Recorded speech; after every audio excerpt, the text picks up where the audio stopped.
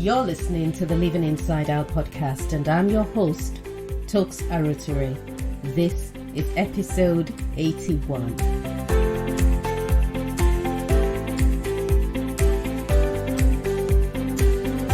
Welcome to the Living Inside Out podcast, where we believe the mind is the engine room of our lives. Episode 81 is emotional decision making sabotaging your dream? How are you doing? Welcome to 81. I'm super excited to be recording this. I actually get really pumped up when I'm doing a solo recording because I feel like I'm back home. When I have guests on, which I thoroughly love and always come out feeling blessed because of what I've learned from them, and I get excited because I get to share other people with you. I love that. But then when I do it on my own, it's almost like I'm back home. Almost like I'd been away on a business trip and I've returned home to home sweet home. In other words, I love having this one-on-one time with you. I know it sounds weird. We are not in the same room. In many cases, not even in the same country. Yet, I feel like I'm home. I'm with you. So how have you been? What's been happening? I have been amazing, especially over the last week or so. I just have been super amazing, and I'm just thankful to God for the journey that I've been on and the fact that I'm still standing today because, boy, it's been tough.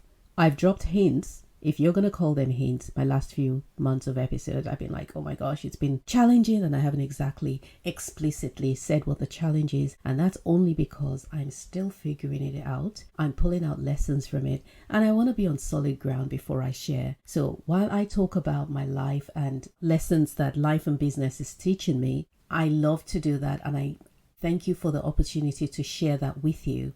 I only ever want to share when I'm comfortable that I've got it, that I've got the lesson, so I'm not preaching heresy. So before we dive into today's episode, which I'm super excited about, I want to remind you to kindly subscribe to Living Inside Out, the podcast, if you haven't yet done so, and also leave a 5-star review. Those reviews are helpful in making sure that the listenership grows, because I really want it to grow. Do you not want us to grow? I'm sure you do. So make sure you do that, and also share it with your friends and family. If someone shared this with you and you've never listened to this podcast, welcome. If this is your first time, I appreciate you giving me some half an hour or so of your time, and I promise you're going to love it, and I hope that you will come back. And for you who have been back over and over and over again, thank you so very much. I am honored, and I really am so thankful that you've given me this platform and this space to speak and talk about my life lessons. So today I want to revisit the topic of emotional decision making. I say revisit because it was in episode either 5 or 7. I had talked about joy or pain. I'm going to put the link in the show notes to that particular episode. Joy or pain, emotional decision making. And that was my first introduction to it many moons ago. Someone famously said, you are either in a trial, coming out of one, or about to step into one. And I am inclined to believe that I am coming out of one, because it was grueling. Like I'm telling you, I cannot wait to share, and the time's going to come, I promise. But with all challenging seasons, I've also come out with a truckload of life-changing lessons. I want to share one of them with you today. Again, if you haven't ever listened to Living Inside Out, a little bit of a heads up here.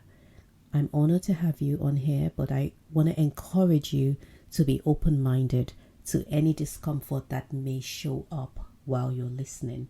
It's not my intention to cause unease, but for many people who encounter the reality of living inside out, this is the reality. You do get uncomfortable. And it's not a sign of danger.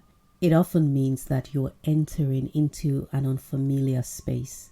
So thank you. And if at the end of this episode you feel, this is nice, I like this, I could do with some more of this, then subscribe, come back and listen.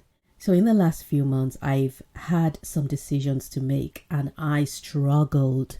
I'll give you a bit of background.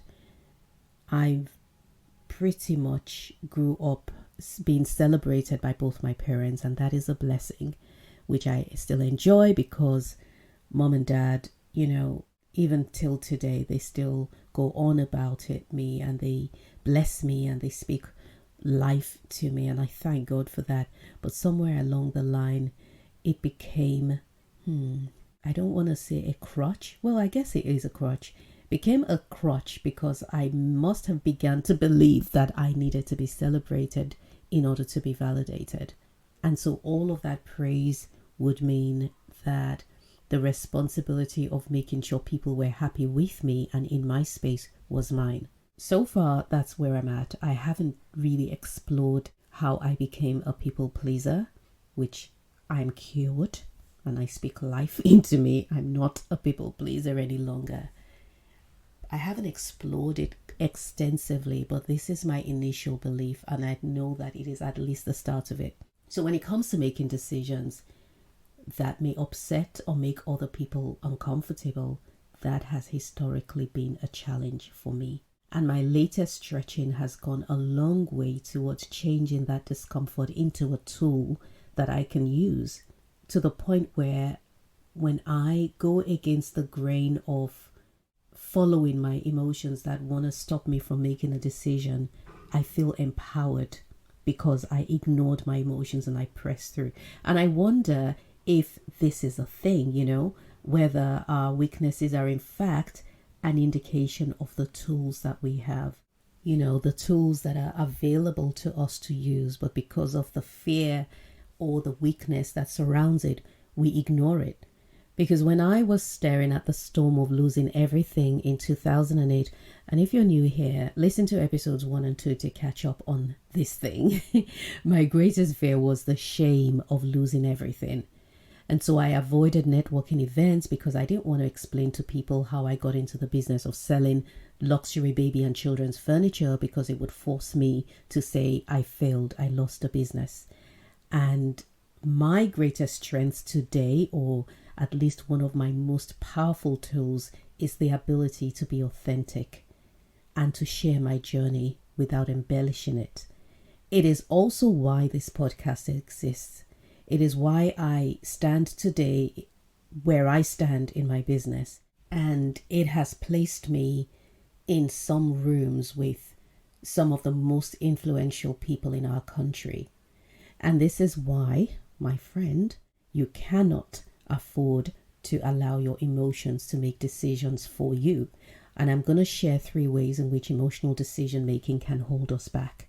So this year I had to make some painful, actually starting from late last year, I had to make some uncomfortable decisions in my business. One of them was the redundancy of a particular role in the company. And it was uncomfortable because with every single person I've worked with, I've developed a great relationship with them, or rather people who have worked for me, I've developed a great relationship with them to the point where I recognize some of my mistakes was blurring the line between employee and employer. And that was a lesson I needed to learn. And I learned the hard way in November of last year. And even this year continued to learn that lesson. But you see, I needed to make the decision for the health of the business, but my emotions kept interrupting the process. And my emotions kept questioning, but how can you make that role redundant, and that person is going to have to leave, and how are you going to feel, how are you going to explain it to them, how are they going to feel? You see, when you're emotional in making decisions, you tend to not only consider your feelings, or your feelings not only drive you, but you will find that the emotions of the people involved, where there are other people, also drive you. Just like when I wouldn't go for networking meetings because I was uncomfortable talking about my loss, but I was also conscious of how other people will see me. I didn't want people to feel sorry for me. I didn't want people to look upon me with pity. I didn't want them to look down on me. All of these are emotions that have zilch to do with me, and yet they featured in the process of making my decisions. And so this is why I believe that this episode is a particularly important one, because it will change the trajectory of your life. if you decide to either go with or without your emotions. So I'm going to share 3 ways in which our decision making can hold us back when we're not being logical and when we are using our feelings instead. My hope is that you will, while listening to this, have a good think and identify ways in which you have allowed your emotions to cloud your judgment. It's not always obvious. It doesn't stand out. It's something that is so subtle and comfortable and normal to the point where we don't recognize it. Number 1 is waiting to make sure everything is perfect and devoid of pain before pressing forward. Now, the result of this is you will spend years trying to accomplish what should have taken months. And I'm not saying that this is the sole purpose of delay in our lives, or the cause of barrenness is purely because we make emotional decisions. Because remember, I said that we all have our weaknesses, you see, and God uses circumstances as a tool to strengthen us and also as a tool to remove the parts of us that sabotage us. And for all of us, it's different. I was chatting with my friend yesterday and sharing a breakthrough experience with her. And she asked a question, but why did it have to involve that level of pain and challenge just to get to where you stand today, just to get to where we are looking at today? And I'm going to attempt to answer that. I believe that for me, I needed to go through this particular journey and difficulty so that I could learn to not just function, but to thrive in difficult seasons. So I shared about my company launching a product in Harrods for the first time last month. And I've always rejoiced when things go well and tend to pipe down when things are not going so well. But in the last few months, I've also been learning that number 1, everyone has problems at some point or the other on their journey. I talk about this in episode 72. Number 2, challenges are a part of life, and so we better make peace with it. Hence episode 75, making peace with trials. And the 3rd lesson that I have been learning in the last few months is that it is possible to thrive in a difficult season. And I interviewed my dear friend Sherry Bloom in episode 74, and she talked about her challenges, her journey, and how she's navigated it. She's a serial entrepreneur. It's a great one to listen to. That was episode 74. 76 was adopting an immigrant mentality, where I talked about the life of Andrew Lee, who is the founder of Sugar Bowl Bakery in New York, and how being an immigrant, not just for him, but for immigrants around the world, they come with a totally different mentality. Like, they're not here to have a good life. They're not here to chill and have a nice house no, they are capable of enduring harsh circumstances and calling that normal so they can thrive. And in episode 80, I interviewed Ashley Randolph of Glow Premies, and she talked about how she converted her pain and her difficulty of not only having 3 babies prematurely, but also getting pregnant as a single mom much earlier in life when she was younger, and what she has birthed out of it. And this is the space that I'm in today. This is why we are listening to episode 81 today, that we are not meant to be productive only when things are going well. We must be able to produce when they are not going well. And that is why comfort is the thief of destinies. Episode 78. So I found that my goal shifted from the big picture, the big dream that I've had and I'm working towards. It shifted from that to getting rid of the pain I was in. And many of us believe the lie that says, if only I could just. And that's a lie that says there's a force too powerful for you that's holding you back. And yes, there is a force, and that force is called your emotion. And it is powerful, but not strong enough to hold you back unless you allow it to. When the Harrods victory happened, I didn't scream and shout. I didn't go on and on about it. As a matter of fact, I didn't share the news on social media until a day or 2 after it happened, or maybe even more than that, I can't remember. Because in that moment, I was learning to embrace the entirety of everything of my life, the good and the bad. I was learning that my life is complete and going in the right direction when the business does well and when it doesn't do well, because all things work out for our good always. Imagine this. You're trying to cross a large expanse of land. It's a desert and there are the occasional shrubs and stones and it's rough. And you could stomp your foot any moment or step on something, I don't know, cacti or something. Ouch. And so the land is rough, it's uncomfortable. What would you do? Maybe someone says to you, hey, at some time in the year, certain times of the year, all of the cacti dries up and the land smoothens out and it becomes much easier to walk on. Are you going to sit and wait and pray for the land to be made smooth so you can cross over easily? Or would you pick your way through gingerly, knowing that if you persevere, you'll get to the other side, that the journey might be uncomfortable, but you will still arrive on the other side? And so for me, I found that I was doing the former. I had the mindset of, when all of this is over, I will be able to do X, Y, Z, and I will thrive.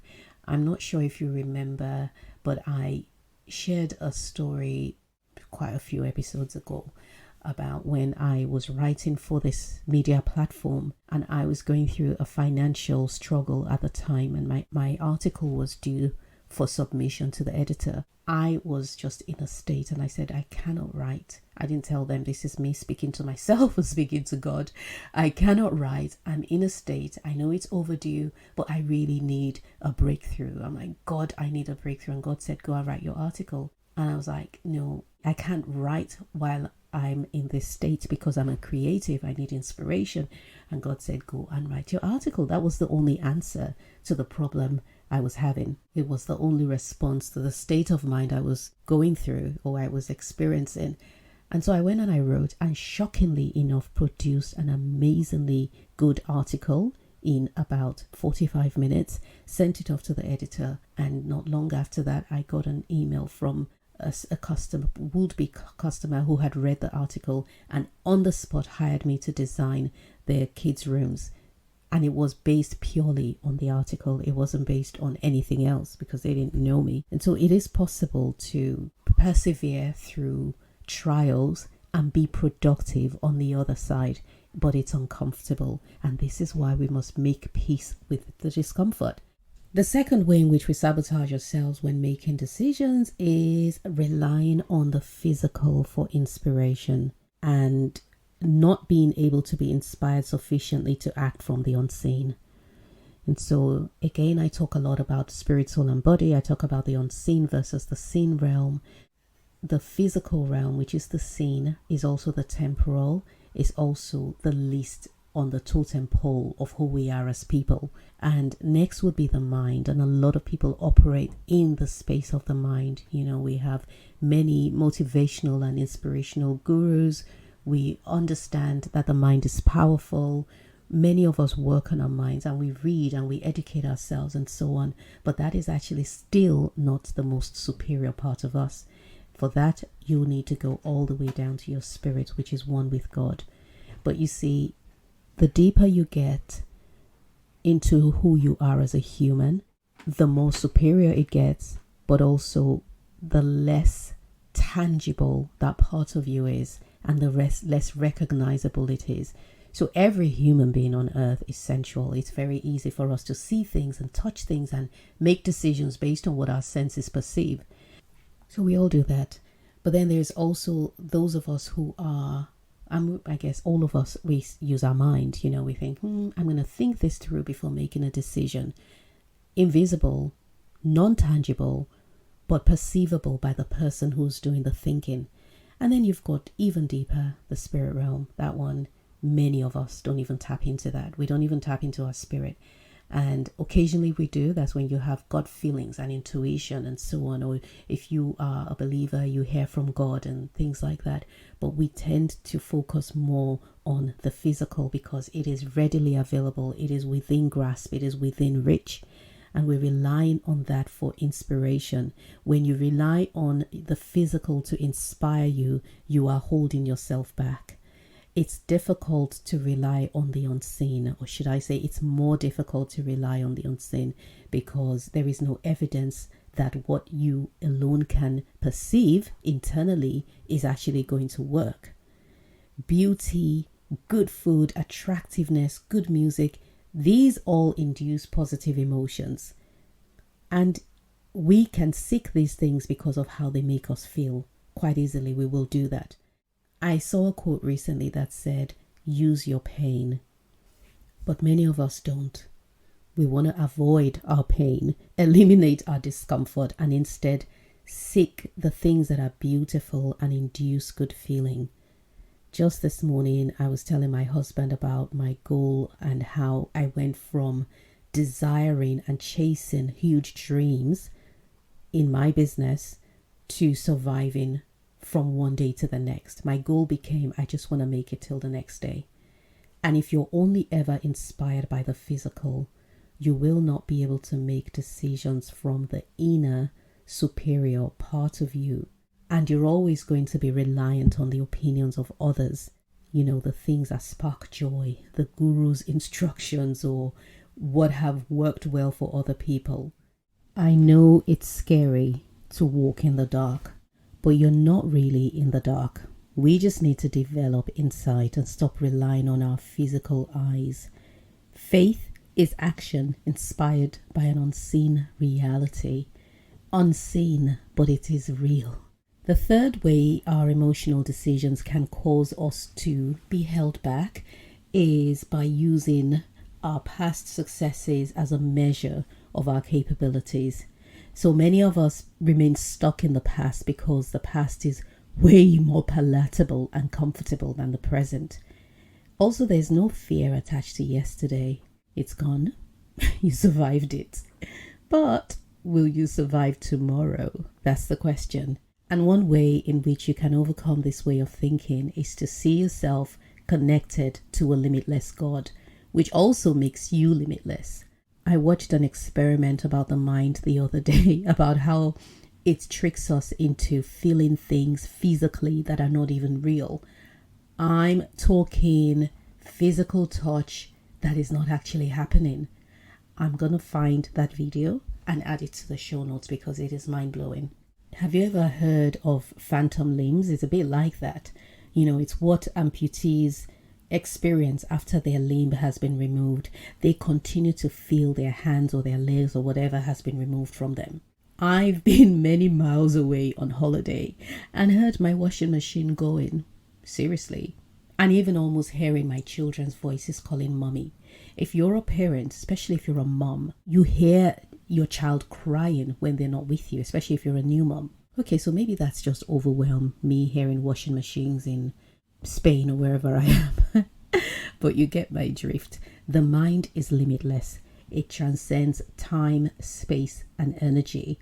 And you don't even know what you're capable of doing. You don't know what your mind can conceive, so stop putting a limit on yourself.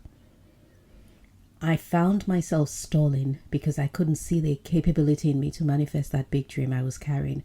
As far as I could see, little weak me may have been capable of dreaming this massive dream, but she didn't have what it took to make it happen.